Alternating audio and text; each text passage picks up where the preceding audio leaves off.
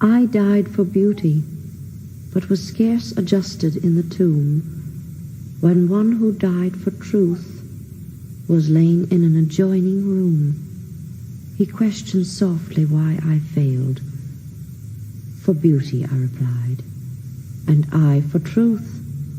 Themself are one, we brethren are, he said.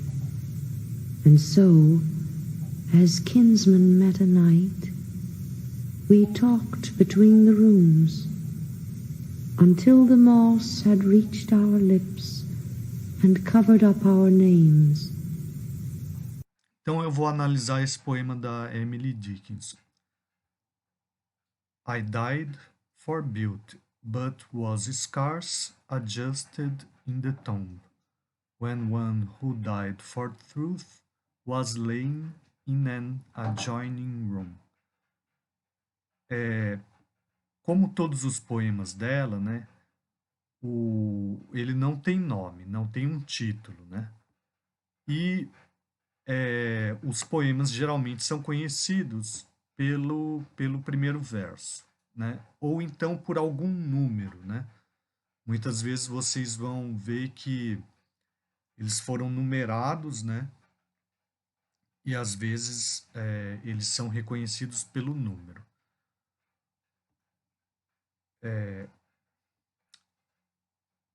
Uma primeira coisa que chama atenção é os substantivos com letra maiúscula, né? Como se fossem, assim, entidades mitológicas, alguma coisa assim, né? Mas vamos ver, assim, o vocabulário, né? Como a gente sempre faz, assim, uma tradução mais literal primeiro. Então, eu morri pela beleza, mas eu estava, esse scarce é escassamente, né? Que não é suficiente, ó. Insuficiente, que não é bastante, né? Então eu morri pela beleza, mas eu estava mal ajustado na tumba, né? O, né? Quando alguém que morreu pela verdade jazia, né? Esse daqui é o pretérito do verbo lie, né? Então, jazer, estar deitado. Então, eu morri pela beleza, mas eu estava mal ajustado na tumba, quando alguém que morreu pela verdade estava ou jazia no quarto adjunto, adjacente, né? Quarto ao lado. He questioned softly why I failed. For beauty I replied, and I for truth. Themselves are one, we brethren are, he said. Então, ele perguntou gentilmente ou suavemente por que eu tinha falhado, né? Ou por que eu tinha decaído, falhado, né? Pela beleza eu respondi, e eu pela verdade. Eles, né?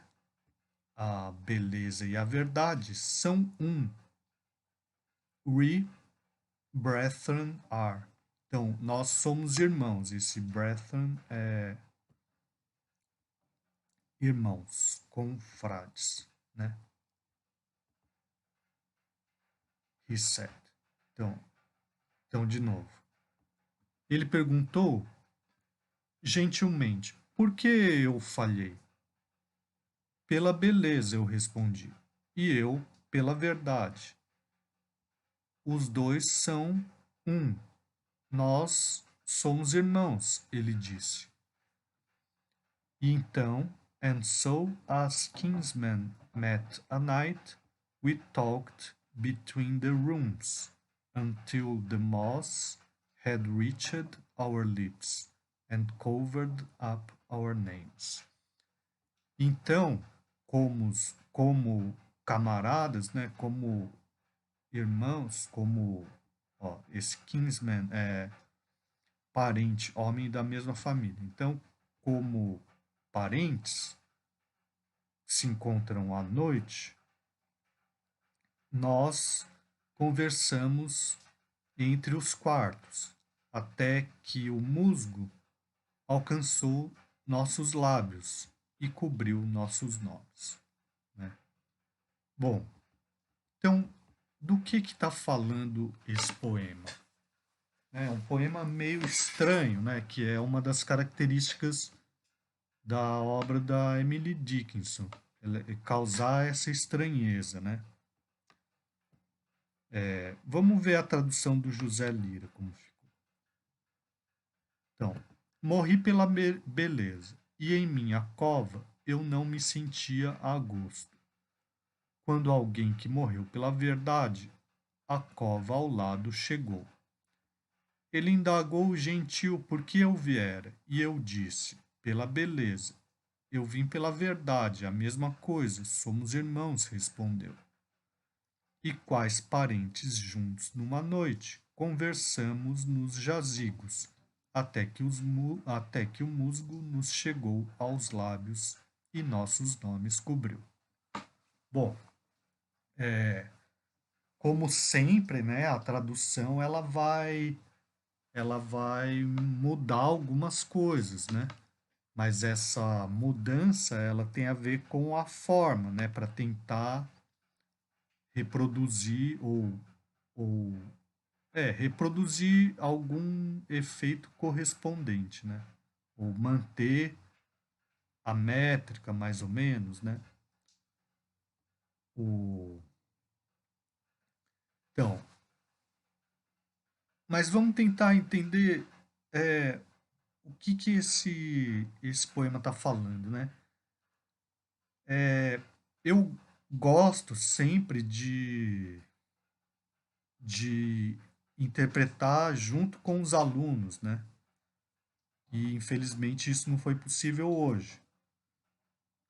Mas, bom, tem uma imagem de algo pós-morte, né?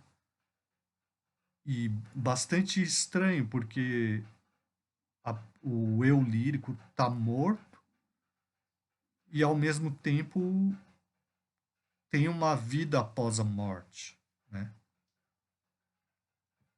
Agora,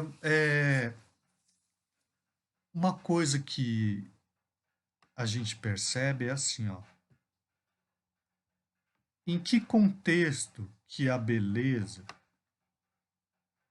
e a verdade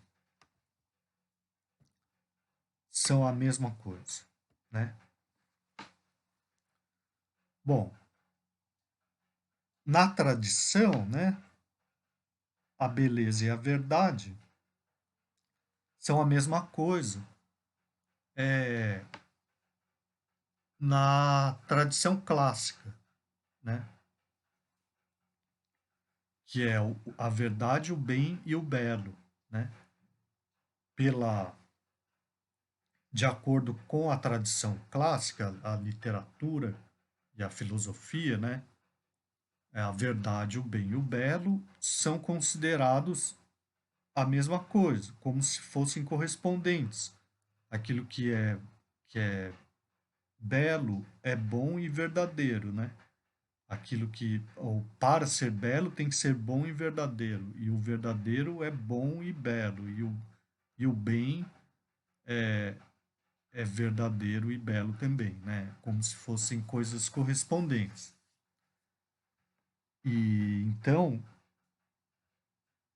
o que esse poema está falando, afinal de contas, né? Então, claro, essa é a interpretação minha, né? Que pode, pode ser diferente a de vocês, né? Porque, assim, uma outra coisa é a seguinte, que se fala muito a respeito da poesia da Emily Dickinson. Esses travessões aqui, né? Eles são uma espécie de sinal de pontuação, mas eles também representam uma coisa que é muito característica da poesia dela, que é o silêncio, né? Ou o vazio, né? Que é algo que a gente completa com a interpretação, né? Isso significa, assim, que a poesia dela é meio enigmática mesmo, né? E então a gente tem que participar da construção do sentido, né? Como é algo comum na poesia moderna, né? Cada vez mais quanto mais a gente se aproxima da nossa época, mais se compreende que a poesia é elíptica, né? Ou seja, ela tem vazios a serem completados pela leitura. Bom, mas então voltando. Então aqui a pessoa, quem morre por alguma coisa, é como se morresse por um ideal, né? Então, um morreu pela beleza e o outro morreu pela verdade. Então eles se consideram irmãos, certo? Mas como sempre, a poesia da Emily Dickinson ela vai trazer uma certa tensão a uma determinada ideia que é meio que aceita. E nesse caso, me parece que é essa ideia da tradição, né? De que a beleza, a verdade e o bem são coisas correspondentes, semelhantes, né?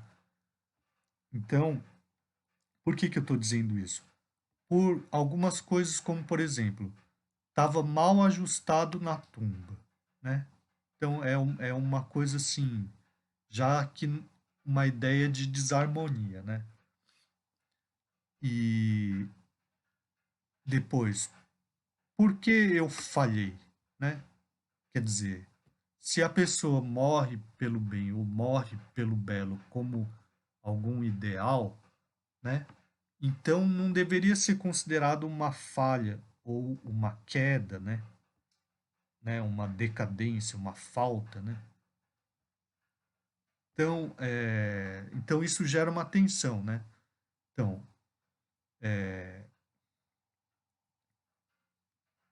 e eles estão conversando ali, né?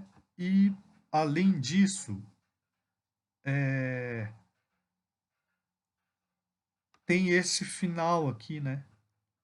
Que é o musgo alcançou nossos lábios e cobriu nossos nomes, né? Porque outra ideia da literatura clássica, né, é que a literatura ou a arte, né, torna imortal, né? Torna, por exemplo, a, não só o poeta, né, se torna imortal através da sua poesia, como o assunto que ele canta também se torna imortal, né? Isso é uma ideia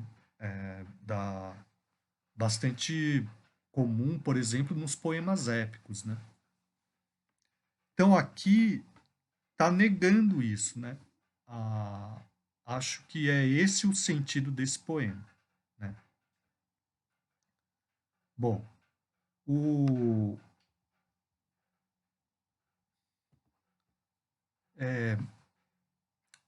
aqui será que ele conseguiu, né?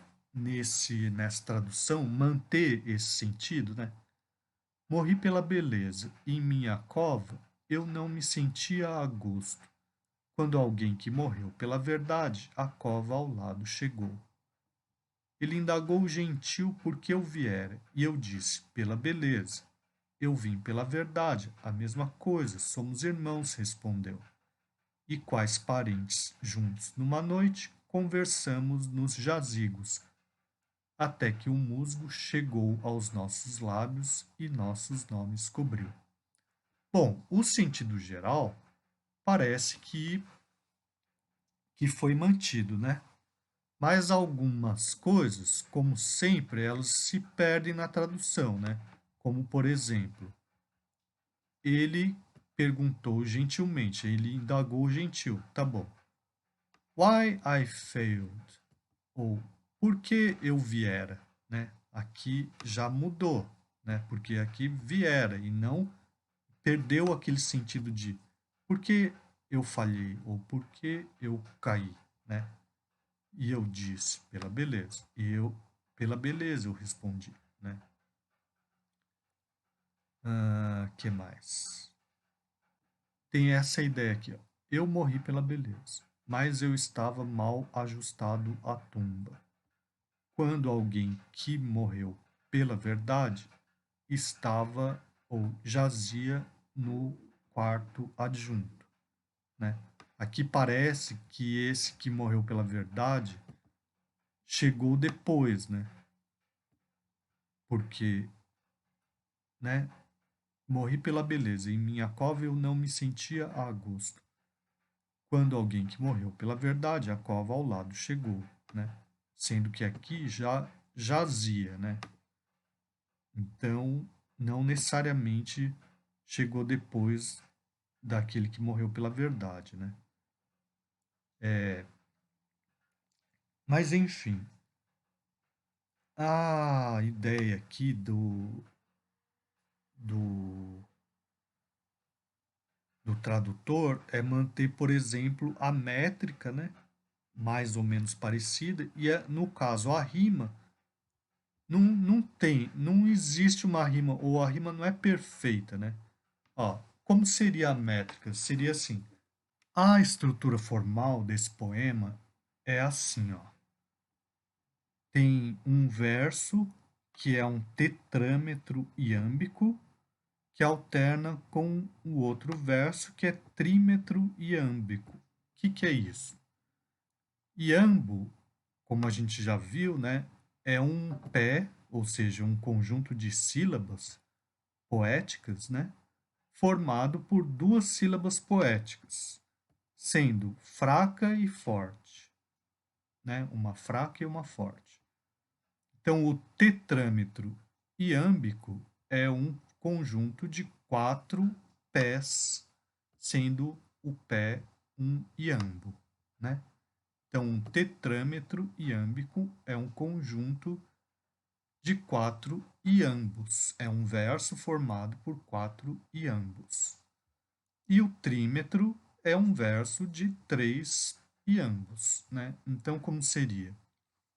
Nesse poema é assim, ó. Fraco e forte, né? Ó. I died for built, but was scarce adjusted in the tomb.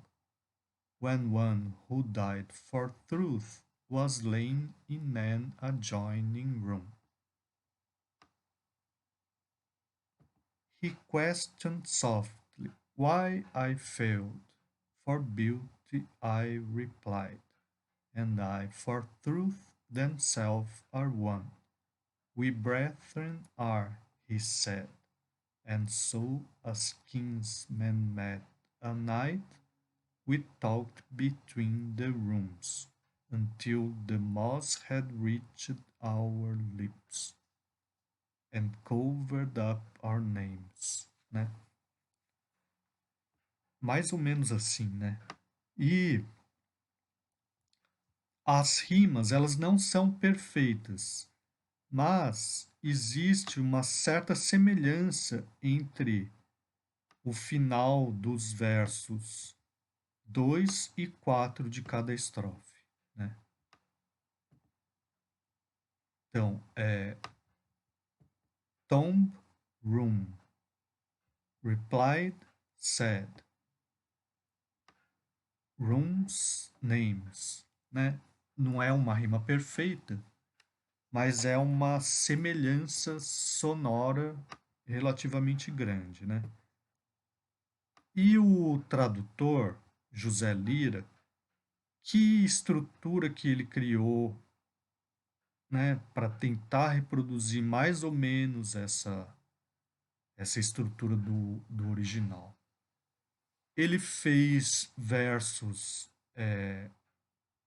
ele fez versos decassílabos alternando com versos em redondilha maior, ou seja, 10 e 7, né? Então, morri pela beleza e em minha cova eu não me senti a gosto. Quando alguém que morreu pela verdade, a cova ao lado chegou. Ele indagou gentil por que eu viera. Eu disse pela beleza. Eu vim pela verdade, a mesma coisa. Somos irmãos, respondeu.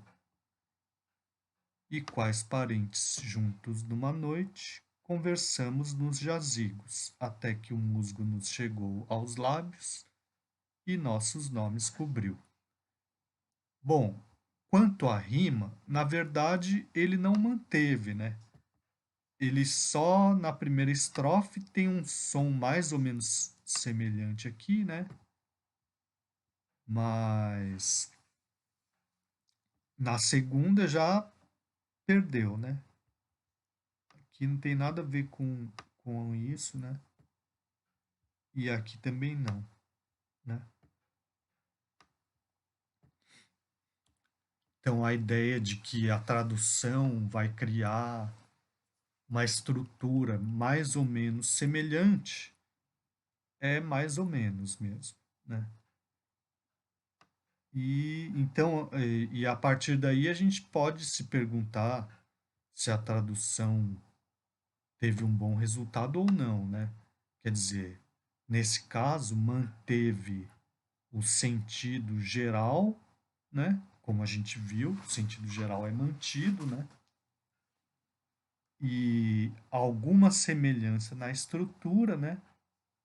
Mas também até certo ponto. Geralmente eu gosto de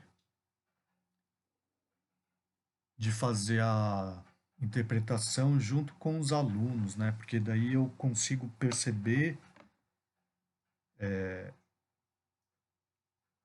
o quanto tá, o quanto vocês estão acompanhando ou concordando com a interpretação, né? E muitas vezes vocês próprios vão chegando aos sentidos que não necessariamente é aquele que eu imaginava no início, né? Mas então vocês podem mandar os comentários de vocês sobre o que vocês acharam, né? Se vocês têm alguma ideia diferente, ou seja, participar também de alguma maneira da interpretação desses poemas, né? Mas a atividade propriamente dita, depois eu vou passar direitinho, né? Sendo que eu quero ainda comentar mais alguns, tá bom? Ó, vamos ver esse poema aqui, ó. É bem curtinho, ó. So, take thy risk with death to be were better than be not with thee. Né? Então, alma, assuma o teu risco, assuma teu risco. Com a morte estar seria melhor que não estar contigo, né?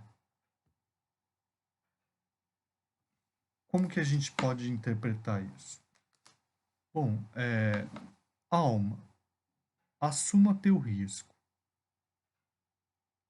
Estar com a morte seria melhor que não estar contigo.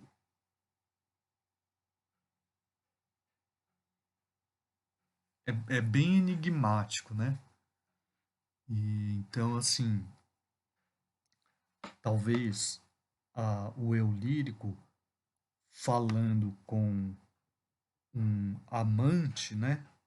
Para que esse amante se arrisque, mesmo que corra o risco de morrer, para que esteja com o amado, né? É melhor estar morto do que não estar com a pessoa amada, né? Esse seria um dos sentidos, né?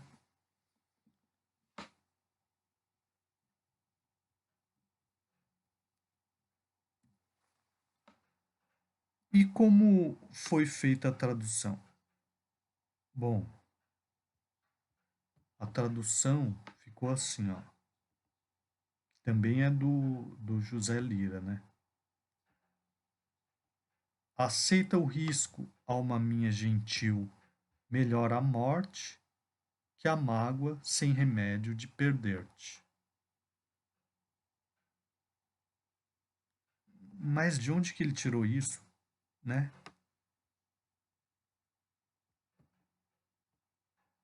So, take thy risk with death, to be were better than be not with thee. Alguém tem alguma ideia de onde ele tirou isso? Pois é, aqui seria o caso que exatamente o tipo de poema que eu gosto de interpretar com a turma, né? Por quê?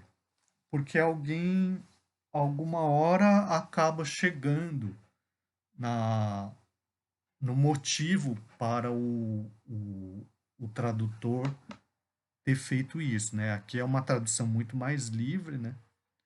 Ele parece que ele parece que se distancia bastante do sentido original, mas é que, na verdade, essa tradução está propondo uma relação de intertextualidade, né, entre o poema original e um determinado poema da língua portuguesa que é bastante conhecido, que é o, o poema do Camões, né? Alma minha gentil que te partiste, né? Então é esse o poema do Camões com o qual a tradução está dialogando. Alma minha gentil que te partiste, tão cedo desta vida descontente. Repousa lá no céu eternamente e viva eu cá na terra sempre triste.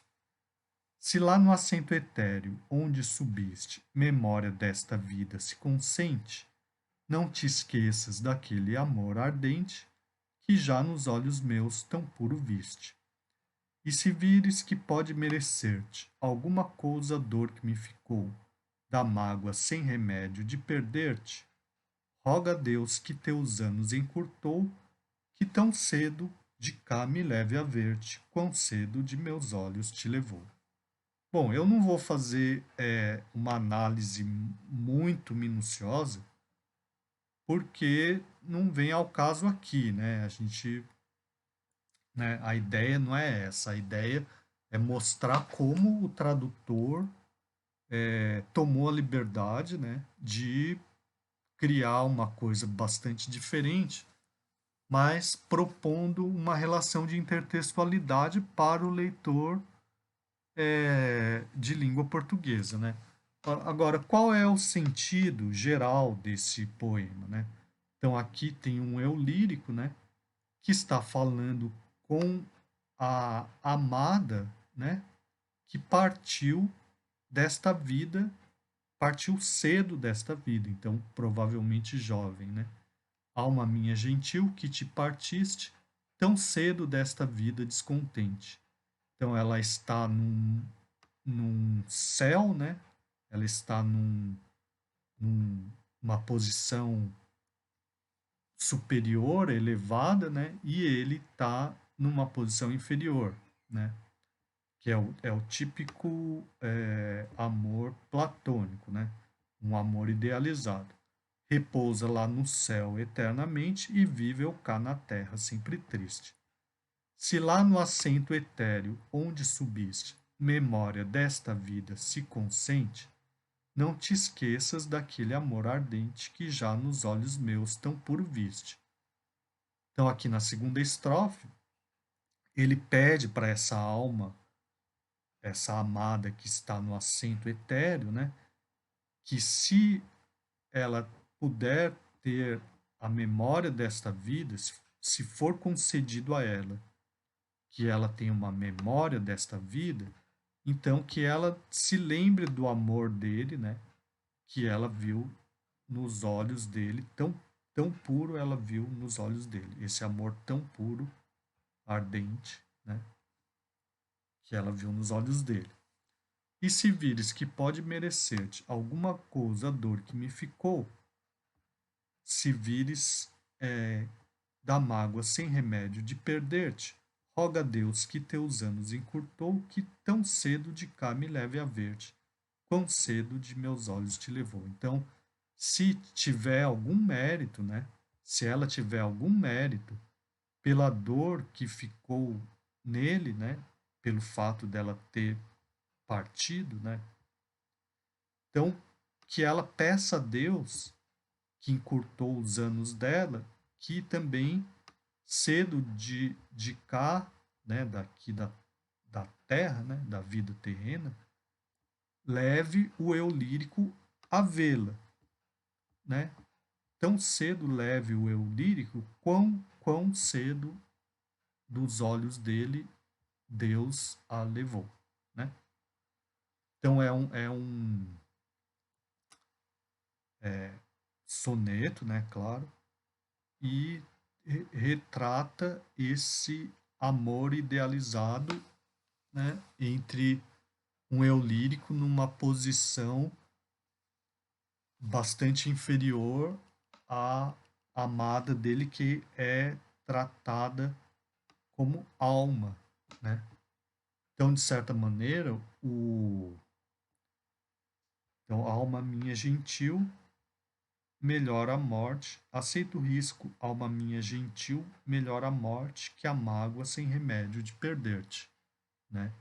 De certa maneira, o tradutor percebeu uma relação muito grande entre aquele poema do Camões e esse da Emily Dickinson. Alma, assuma o risco, estar com a morte seria melhor que não estar contigo, né? Quer dizer, melhor se arriscar e até arriscar-se a perder a vida, né? A estar com a morte, do que não estar com a pessoa amada. Esse é mais um tipo de tradução, né? Então, nessa seleção de poemas traduzidos pelo José Lira, tem algumas traduções que já de início se propõem a ser muito mais livres, né? Tá bom? Então, qual é a ideia? A ideia é que vocês escolham, né, algum poema que não seja nenhum desses dois que eu analisei e analisem tanto o poema quanto a tradução, né, observando essas questões formais e de sentido, tá bom? Eu vou passar para vocês a proposta por escrito, né?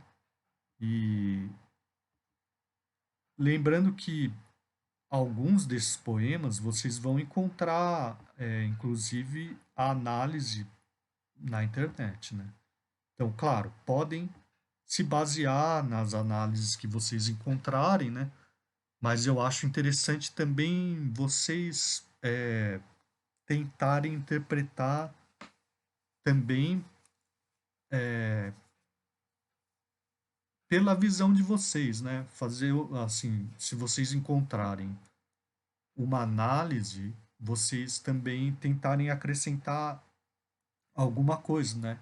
Ou estabelecer um diálogo com isso, né? Tá bom?